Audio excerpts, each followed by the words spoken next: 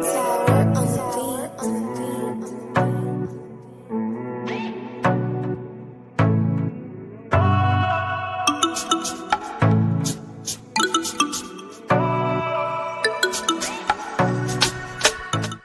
guys, welcome back to my channel, Bonkers for Books. Make sure to like, subscribe, and comment in the comment section below. And also share with your friends. Don't forget to turn on those post notifications so you know when a new video is posted up.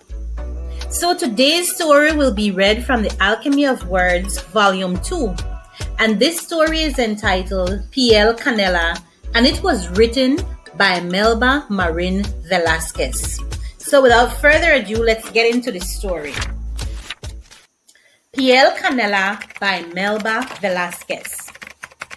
Doña Chloe was sitting in the gaping doorway of her dog-sit-down house, puffing away at her Presidente cigar.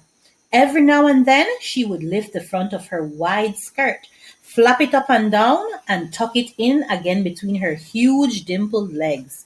Then, "Ven, mi hijo, don't go far," she rasped, removing the wet end of the cigar from her thick lips while gesturing to the child who was playing by the unmanicured hibiscus hedges. Brown boots where the baggy pants had ridden down wiggled from the hedges. At the sound of his grandmother's call from the doorway, Vincent pushed his curly mop of hair from the bushes and gave her a wide-toothed baby grin. He straightened and toddled over, pulling a big, sand-filled clim pan by a string. "Mamita, check out mi camión. ¿Te gusta?" Liquid cinnamon eyes looked into hers. Doña Chloe gasped. Those eyes were so much like Miriam's. She felt as if she was in a remolino. She heard Miriam's whispers again. "Mommy, give Vin all the love for all the hate you had for Mark. Take care of Vin for me." Doña Chloe had never forgotten those words and all that had occurred before that.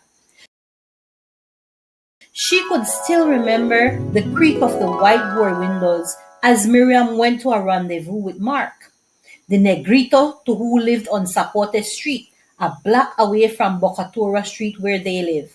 Doña Chloe hadn't known anything was going on until Nelly, La Chismosa, who lived directly across from Doña Chloe's house, had come running over to tell her. One night, she had sat up to await Miriam's nightly crawl through the window.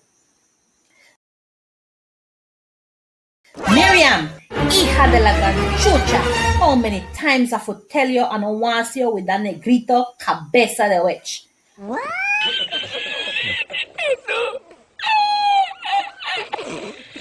"I bust me ass whole day to take in washing for make you go to school and not have to live like me. But no, you want macho. Look what kind of man you gonna and go pick up. What black man. Dios mío, la pobre abuela must be spinning in her grave." The slaps had resounded through the small, sparsely furnished house.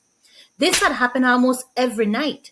Doña Chloe remembered overhearing Nelly several times telling Miriam to elope. She had often wondered why Miriam hadn't. Miriam had gotten pregnant and Doña Chloe had stopped beating her. Silence reigned from then on. Every day, Miriam had climbed Reservoir Hill to San Ignacio Hotel, where she was chambermaid. And every day, Doña Chloe had peeked from the hedges as she saw Miriam laboring up the hill, her back bent forward, her pointed stomach cutting the air in front of her. Nothing was heard of Mark except that Nelly said her sister Alma had heard from her friend's sister-in-law that Mark had gone to Canada with some Salvadoran girl. Doña Chloe had exploded when she heard this, but no, the bloody India never want listen. Ese cabrón negro never what was sent. The first summer storms had hit the fork lightning, was stabbing at the huge cloud chunks when Manuel, the janitor at the hotel, had come knocking at the rain-sodden door saying that Miriam was at the hospital. Doña Chloe had heaved her body into the creaky 1962 Chevrolet, and they had raced to the hospital with Manuel clutching the wheel and Doña Chloe's body jiggling with every overflowing pothole they fell into. Miriam had been in the maternity ward strapped like a rabbit for the skinning. No nurse or doctor was around. Miriam had rolled her head to one side as Doña Chloe walked in. They had stared at each other like bull and torador. Neither was willing to give in, but someone had to. Doctor, enfermera, ¿dónde está esta chingada gente? She waddled back to the bedside and grabbed Miriam's cold, clammy hands. Tears coursed slowly down the pale, pleated face and dripped warmly onto their clasped hands. Mommy, don't hate him. Love him. I'm still your daughter. He will be part of you and me. Ah! Pains wrenched and tore at Miriam. It was then that the nurse had come in and wheeled the bed away while Doña Chloe had stuffed her trembling fingers into her mouth to check the animal wails that threatened to erupt. She had heard Miriam screaming in the delivery room. Soon the screams subsided to moans. Doña Chloe hadn't even heard the weak wails of the baby until the nurse came for her. Miriam's hair was matted with sweat. A nurse had been cleaning her, but as her mother entered, Miriam reached for her. Mommy, my baby for name Vincent. Give Vin all the love for all the hate you have for Mark.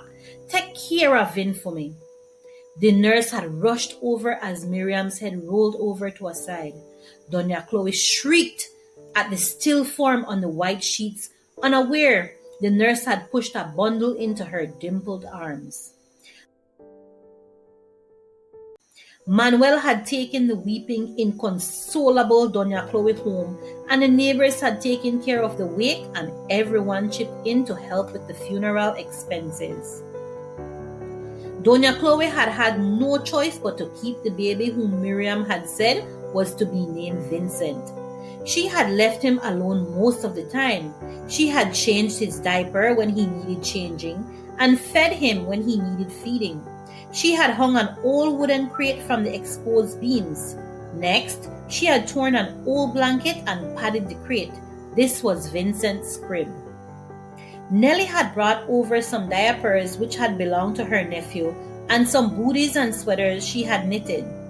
Of course, Doña Chloe had denied Nellie's silly allegations that she stood at the crib playing with Vincent's curl when he was sleeping. She had also shooed Nellie home when Nellie said Doña Chloe whispered, Piel Canela, when she caressed Vin's baby skin. Doña Chloe had made some little shirts for him, though on her old foot pedal singer, she only had to clothe the escuincle she had muttered. It had been until Vincent was 5 months old that her hard heart had completely melted. Vincent had rolled off her bed where she had been sleeping since she had outgrown the crate. She had almost gone out of her mind when she didn't see his chest move. Mamita, no cry, I will build you a big pretty house with me camion. The plaintive voice penetrated her reminiscences. Vincent's tiny face came into focus. She saw the child with Piel Canela standing between her legs. His soft fingers brushed at her tears. Ay, Vini, mi amor, claro que vamos a hacer una casa grande. She hugged her little cinnamon bundle to her soft, ample bosom. So that's the story, Piel Canela, and I hope you enjoyed it. And until next time, bye.